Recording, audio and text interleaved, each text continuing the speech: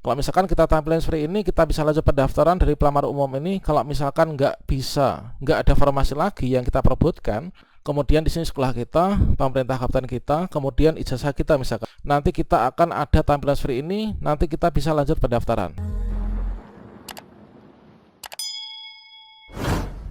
Berdasarkan mekanisme seleksi P3K Guru tahun 2023, kemudian jumlah formasi yang ada di Dinas Pendidikan, serta linearitas ijazah yang kita miliki, dan juga kita itu masuk dalam kategori berapa, itulah nanti yang akan menentukan apakah kita bisa lanjut pendaftaran ataukah tidak, dikarenakan untuk formasi itu tentunya satu daerah dengan daerah yang lain berbeda.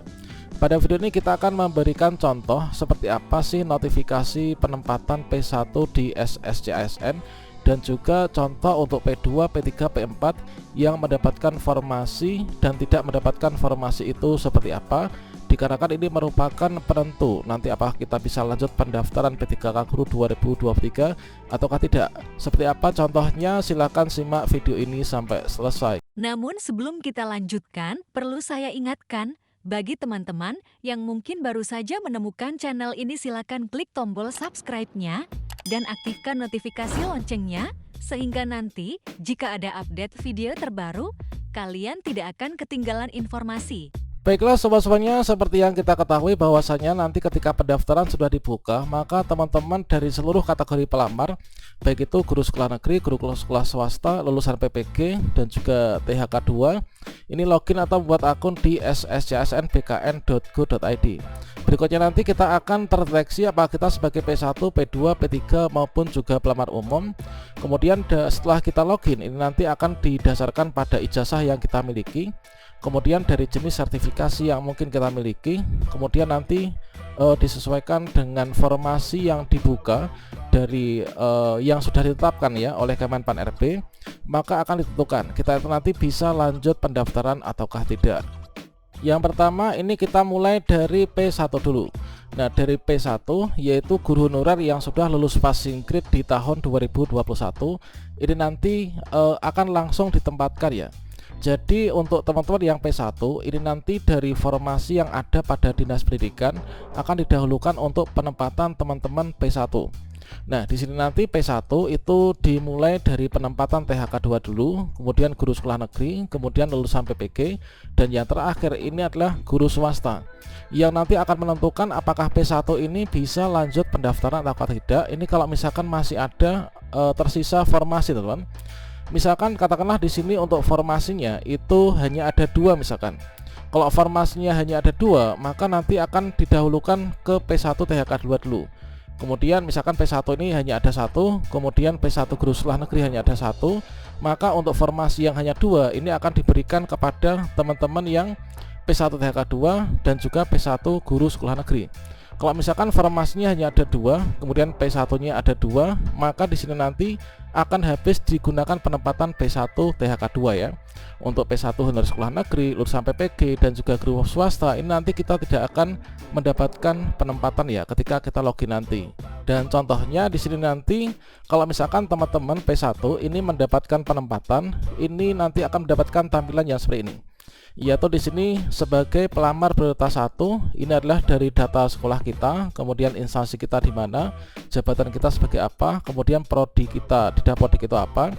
Kemudian untuk notifikasi penempatan, teman-teman yang nanti bisa ditempatkan adalah ketika mendapatkan notifikasi seperti ini, yaitu Anda mendapatkan penempatan, lokasi penempatan akan ditentukan pada saat nanti pengumuman.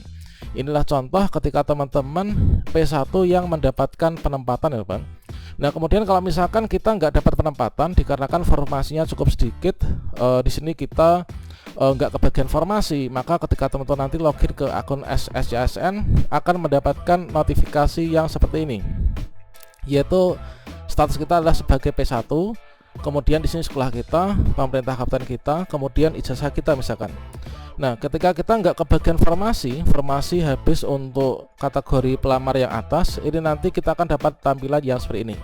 Mohon maaf, formasi pada instansi Anda sudah nggak tersedia sehingga Anda tidak dapat melanjutkan pendaftaran ini ya. Inilah contoh P1 yang mendapatkan penempatan yang seperti ini. Yang tidak dapat penempatan ini adalah yang seperti ini ya teman-teman. Ini adalah untuk P1. Nah, sekarang untuk P2 seperti apa? Dan selanjutnya contoh untuk P2 yang mendapatkan formasi. Nah, perlu kita ketahui bahwasanya untuk P2 atau guru honorer kategori 2 itu adalah posisinya kita itu berada di sini.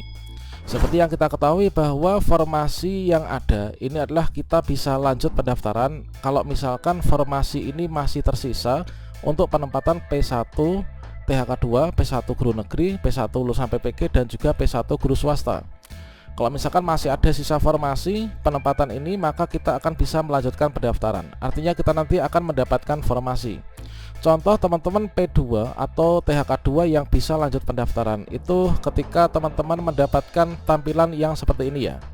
Ini adalah sebagai contohnya, yaitu misalkan ketika kita masuk di akun SSCSN kita, itu kan memilih jenis seleksi ya untuk yang di tahap 2. Tahap pertama kan biodata. Nah, pada bagian ini nanti akan deteksi dari NIK kita. Ketika kita sudah memilih formasi P3K guru, maka terdeteksi kita sebagai pelamar prioritas 2 dari THK2 ini. Kemudian kalau misalkan kita nanti bisa lanjut pendaftaran, ini ciri-cirinya di bagian bawah ini kita terdaftar yaitu untuk prodi kita ya teman. Nah, ini artinya kita nanti bisa melanjutkan pendaftaran. Kalau misalkan formasinya ini sudah habis untuk penempatan P1 sehingga nggak tersisa untuk kita perebutkan untuk P2 ini, maka tampilan akun kita itu akan menjadi yang seperti ini. Nah, inilah kita P2. Kemudian di sini kita akan ada tampilan seperti ini. Mohon maaf, formasi pada instansi Anda sudah tidak tersedia sehingga Anda tidak bisa melanjutkan pendaftaran ini. Jadi kunci utama untuk P2 ini bisa lanjut pendaftaran atau tidak, ini adalah ketika masih tersisa formasi hasil penempatan teman-teman yang menjadi pelamar prioritas 1. Dan selanjutnya untuk yang ketiga, ini adalah untuk contoh P3 yang mendapatkan formasi itu kira-kira seperti apa. Nah, di sini posisi kita sebagai pelamar prioritas 3 yaitu guru honor sekolah negeri dengan masa lebih dari atau sama dengan 3 tahun ya. Posisi kita di sini. Nah, secara logika di sini kalau misalkan dari seluruh formasi yang ada di Pemda sesuai dengan formasi mapel kita yang linear dengan ijazah kita, kalau misalkan masih ada sisa formasi dari hasil penempatan P1 dan juga teman-teman P2, maka barulah nanti kita P3 ini bisa lanjut pendaftaran dan ikut seleksi teman-teman. Nah, contoh tampilannya itu adalah kira-kira yang seperti ini. Jadi ketika kita memilih jenis seleksi, ini nanti kita terdaftar sebagai pelamar prioritas 3. Nanti kita akan ada tampilan seperti ini, nanti kita bisa lanjut pendaftaran. Artinya kita ada prodinya, bisa kita pilih, kemudian nanti kita bisa lanjut pendaftaran sampai dengan tahap resume. Kalau misalkan formasinya sudah habis untuk penempatan P1, dikarenakan kebetulan untuk P1 jumlahnya lebih banyak daripada formasi yang dibuka misalkan, maka teman-teman nanti tampilannya akan menjadi seperti ini, yaitu formasi di instansi Anda ini sudah tidak tersedia sehingga Anda nggak bisa lanjutkan pendaftaran ini. Meskipun di sini kita sebagai pelamar prioritas yang ketiga ya. Lantas untuk contoh yang pelamar umum itu kira-kira seperti apa? Contoh untuk teman-teman P4 yang mendapat formasi, artinya nanti masih ada sisa formasi untuk kita perebutkan, itu adalah seperti ini. Nah, di sini kita cek dulu untuk kondisi kita, posisi kita sebagai P4 atau pelamar umum itu posisinya di sini. Merupakan yaitu guru honorer yang nanti akan memanfaatkan sisa formasi hasil penempatan P1, hasil penempatan P2, hasil penempatan P3. Kalau misalkan masih ada sisa formasi, nanti di sini kita bisa lanjut pendaftaran. Dan contoh tampilan akun kita kira-kira seperti apa? Nah, kalau misalkan teman-teman nanti dari pelamar umum ini nanti masih ada sisa formasi, kalian bisa lanjut pendaftaran. Contohnya seperti ini. Kita terdeteksi sebagai pelamar umum, ini berada di SHP mana misalkan ya. Kemudian di kabupaten mana, kemudian di sini setelah teman-teman memilih prodi, maka di sini kalian pilih pendidikan kan. Nah, di sini adalah pendidikan agama Islam, kemudian di sini juga kita pilih sesuai dengan ijazah yang kita miliki, nanti kita bisa lanjut pendaftaran. Kalau misalkan kita tampilin seperti ini, kita bisa lanjut pendaftaran dari pelamar umum ini. Kalau misalkan nggak ada formasi lagi yang kita perebutkan, maka tampilan kita itu adalah yang seperti ini.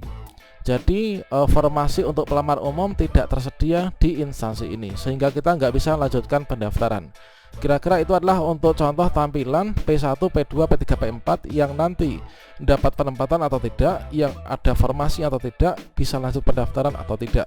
Demikian, semoga nanti kita semua ya, baik itu P1, P2, P3, P4 ini bisa dapat penempatan semua dan bisa lulus semua. Demikian, semoga bermanfaat. Wassalamualaikum warahmatullahi wabarakatuh.